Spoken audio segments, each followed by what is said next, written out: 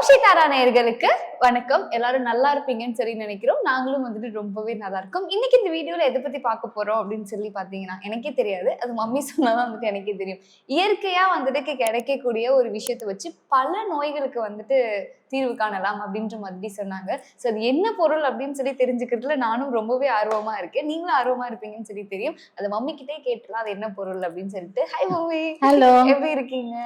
நல்லா இருக்கு. சோ இது ஒரு பொருளை வச்சு நம்ம நிறைய ரெமெடிஸ் சொல்ல போறோம்னு சொல்லிட்டீங்க. அது என்ன பொருள் அப்படின்னு சொல்லி நானே வந்துட்டு யோசிச்சுட்டே இருக்கேன். அது என்ன பொருள்னு முதல்ல நீ சொல்லுங்க. என்ன பொருள் சொல்லியிருந்தா நீ அதை பத்தி 5 நிமிஷம் பேசியிருக்க. டெஃபினெட்லி. இப்ப பாருங்க, நான் என்ன பொருள் சொல்றேன், அவ அதை பத்தி எப்படி பேச போறான்னு இன்னும் 2 நிமிஷத்துல பாருங்க. வெற்றிலை. பாத்தியா?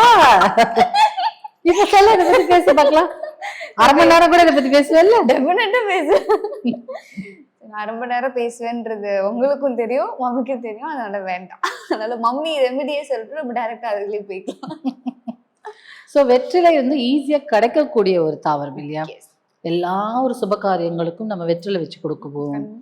அம்பாளுக்கு படைக்கும் போதோ சாமி கும்பிடும் போதோ வெத்தலைப்பாக்கு நைவேத்தியம் அப்படிதானே சொல்றாங்க. சோ அந்த வெற்றிலைக்கு வந்து அப்படி ஒரு தன்மை இருக்கு. அது மங்களமாவும் இருக்கும். சுமங்கலி பிரார்த்தனை பண்ணும் போதும் வந்துட்டு வெத்தலைப்பாக்கு வாங்கிட்டு போதான் சொல்லுவாங்க. ஸோ ஃப்ரைடே யாராவது பெண்மணி வீட்டுக்கு வந்தால் நம்ம என்ன சொல்கிறோம், வெத்தலைப்பாக்கு வச்சு கொடுக்குறோம் அப்படின்னு சொல்லுவோம். ஸோ வெற்றிலை ஒரு சுபத்தன்மையும் இருக்கு, அதை தாண்டி மருத்துவ குணமும் நிறைய இருக்கு. ஓகே. ஸோ வெற்றிலை எதுக்கெல்லாம் யூஸ் அப்படின்னு சொன்னீங்கன்னா, சளி கட்டி இருக்கு, தொண்டை கட்டி இருக்கு, அப்புறம் நம்மளோட வயிற்று புண்ணு ஆறுது, புற்றுநோய்க்கு, ஓகே, அந்த மாதிரி நிறைய விஷயங்கள், டயபிட்டிஸ்க்கு அதெல்லாம் வெற்றிலை ரொம்ப ஹெல்ப்ஃபுல்லாக இருக்கும். இப்போ யாராச்சும் வந்து அந்த வெற்றிலையில் என்ன ஒரு இம்பார்ட்டண்ட் விஷயம்னா, அப்போல்லாம் வந்து வெத்தலை பாக்கே போடுவோம். அந்த காலத்துல எல்லாம் வெற்றிலை பாக்கு வந்து நைட்ல சாப்பிடுற ஒரு பழக்கம் இருக்கு. அஜீர்ண கோளாறு, இப்போ நம்ம சாப்பிட்டது செரிமானம் ஆகும், லேட்டா சாப்பிடுவோம் சில டைம்ல. ஸோ அதுக்கு என்ன பண்ணணும்னா, அந்த அப்படி வெற்றிலை அப்படியே சாப்பிடக்கூடாது. அந்த மேல ஒரு காம்பு மாதிரி இருக்கும், அதை எடுத்துடணும். அப்புறம் நரம்பு எடுக்கணும். ஓகே. குளத்திக்க ஒரு நரம்பு, அதை எடுத்துட்டு அந்த இலையை மட்டும் சாப்பிடணும். அந்த இலைக்கு வந்து அவ்வளோ பவர் இருக்கு. நிறைய நாள் வந்து அம்பாளுக்கு நைட்டே வெற்றிலை வைப்பாங்களே. ஓகே. அந்த ஒரு லவங்கத்தை வச்சு வெற்றிலை வைப்பாங்க. வெற்றிலையோட நம்ம என்ன சேர்த்துக்கிறோமோ, என்ன ஐட்டம் சேர்த்துக்கிறோமோ அது வந்து அதுக்கு தகுந்த மாதிரி வேலை செய்யும். சே ஃபார் எக்ஸாம்பிள், இப்போ வந்து வெற்றிலையில வந்து நல்லா சுண்ணாம்பு தடவி நம்ம தொண்டையில இப்படி வச்சுட்டோம்னா, தொண்டை வலிக்குது, தொண்டை கட்டு அப்படின்லாம் சொல்றாங்களா, அது சரியாகும். வெளியவே வச்சுக்கலாம். வெளியிலே வச்சுக்கணும். உள்ள எப்படி வச்சுப்பேன்? வாயில போட்டு வாய்க்குள்ளேயே வச்சு.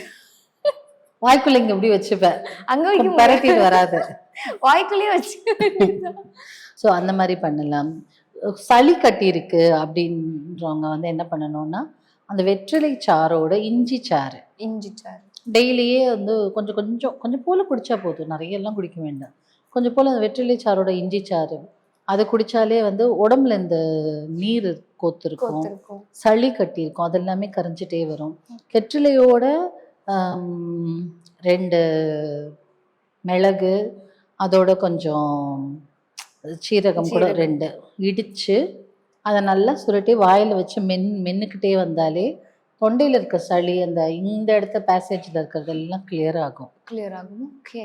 டயபிட்டிஸ் இருக்கிறவங்க 4 வெத்தலை, 1 கைப்பிடி வேப்பம் இலை. பூ இல்லை, வேப்ப இலையே எடுத்துக்கலாம். பூ எடுத்து என்ன பண்ணுவேன்? என்ன இது உகாதி செலிப்ரேட் பண்ணுவேன். அப்புறம் 1 கைப்பிடி அருகம்புல், இது எல்லாத்தையும் போட்டு கொதிக்க வச்சு அந்த தண்ணியை வடிகட்டி வச்சுக்கோங்க. ஒரு வாட்டி கொதிக்க வச்சு நல்லா நிறைய பாட்டிலில் ஊற்றி வச்சுக்கோங்க ஃப்ரிட்ஜில். சாப்பிட்றதுக்கு முன்னாடி 50 ml. ஓகே. இவ்வளோ தானே இருக்கும், 50 ml சாப்பிட்டுட்டு குடிச்சிட்டு ஒரு 10 நிமிஷம் கழிச்சு, ஒரு அரை மணி நேரம் கழிச்சு நீங்கள் ரெகுலர் ஃபுட் எடுத்துக்கிட்டாலே உங்களோட சுகரின் டயபெட்டிஸின் அளவு வந்து குறைய ஆரம்பிச்சிடும். ஓகே. இருமல், நிறைய தொடர் இருமல் இருக்குது, ஊப்பிங் காஃப்னு சொல்கிறாங்களே, இரும்பிட்டே இருப்பாங்க.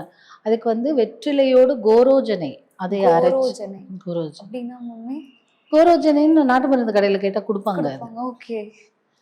அதையும் சேர்த்து அரைச்சு அதை சாப்பிட்டுக்கிட்டே வந்தோம்னா அந்த தொடர் இருமல் அந்த இதெல்லாம் சரியாகும். நம்ம சளி கட்டி இருக்கோம்ல, நம்மளுக்கு சில பேருக்கு சும்மாவே சளி கட்டும். ஸோ அந்த சளி கட்டும்போது அப்போ அந்த மூச்சு திணறல் அதெல்லாம் வருதுல்ல, அதெல்லாம் சரியாகும். அதே மாதிரி குழந்தைங்களுக்கு வந்து ஜீரணம் ஆகல, வெளியில சாப்பிட்டோம், சிக்கன் சாப்பிட்டோம், இந்த மாதிரி ஏதாவது சொல்லி ஜீரணம் ஆகல, வாந்தி எடுக்கிறான் அப்படிலாம் சொல்லும்போது வெற்றிலையே மிளகோடு சேர்த்து கொதிக்க வச்சு பசங்க குடிக்க மாட்டாங்க. அதனால நீங்க என்ன பண்ணுங்க, சங்கடையில ஊத்தி எதுல ஊத்தி? சங்கடையில சல்லடையில ஊத்தியா? சங்கடன்னு சொல்லுவாங்க மருந்து ஊத்துறதுக்கு, சங்கு மாதிரி ஒரு மூக்கு shape ல பிடிச்சு இருக்கும். ஊத்துவ நீ, அடியே வாங்க போற. குழந்தைங்களுக்கு வந்து உனக்கு ஊத்துனா நீ எப்ப சண்டை போடுவ. அப்படிதான் மம்மி எனக்குலாம் ஊத்தினா. ஸோ அந்த அதுல வந்து 2 ட்ராப் ஹனி போட்டுக்கிட்டாக்கலே அதுக்கு ஒரு ஜூஸ் மாதிரியே இருக்கும். அப்படியே நம்ம குடிக்க கூட வச்சிடலாம். குடிச்சிக்கலாம். நாங்களே வந்து ரொம்ப கோல்டு இருந்ததுன்னா அந்த வெற்றிலையும் மிளகும் போட்டு ஜூஸ் மாதிரி வடிகட்டி கொதிக்க வச்சு வடிக்கிட்டு அதில் 2 ஹனி, எங்க அம்மா சொல்லுவாங்க இதுக்கு என்ன யூஸ் அப்படின்னு, அப்படியே ஊற்றி ஹனி போட்டு குடிச்சிருவோம். குடிச்சிடலாம். அப்படி இல்லைன்னா இல்லை என்னால் காரம் ஏற்றுக்க முடியும். சில பேர்லாம் பச்சை இஞ்சிலாம் சாப்பிடுவாங்கல்ல. சாப்பிடுவாங்க. ஸோ அவங்க என்ன பண்ணுவாங்க, வெற்றிலையில ஜீரகமும் செரிமானத்துக்கு சரி. நல்லா இருக்கும். ஜீரகம் வச்சுட்டு நல்லா ரோல் பண்ணி சாப்பிடுவாங்க. ஸோ அப்படி சாப்பிடும்போது நான் உங்களுக்கு அஜீரண கோளாறு, சப்போஸ் டைஜஷன் இஷ்யூ இருந்தது அப்படின்னா அதுவும் சரியாகும். கிளியர் ஆயிடும்.